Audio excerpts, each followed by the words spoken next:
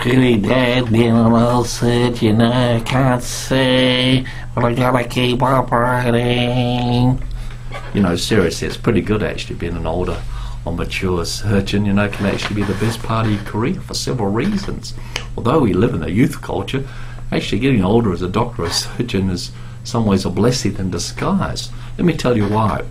On a personal level, if you've looked after your health, you don't smoke, you don't drink too much, certainly don't take any of these stupid recreational drugs, and you've looked after your weight and keep some regular exercise, your health can be pretty good. You can really feel quite healthy.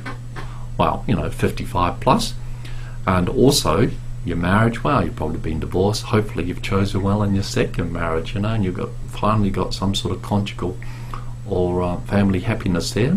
Your children, well, your children are pretty much off your hands, you know. They're well on their way. All your expenses, they're pretty much finished. Going to private schools, colleges, you know, they're off your hands. So your outgoings are down, and your incoming or your income, well, it may be off peak, which you were in your late 30s or early 40s, but it's probably really good if you're really looking after yourself and looking after your practice.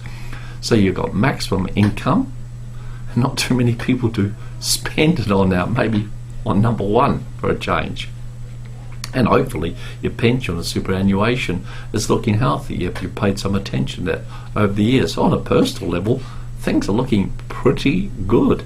Now on a professional level, we've found in Australia that older doctors, surgeons are much happier than younger ones, and it's for obvious reasons actually, because in their 30s and 40s they're getting hassles from everyone, lots of pressures on them. It can be extraordinary.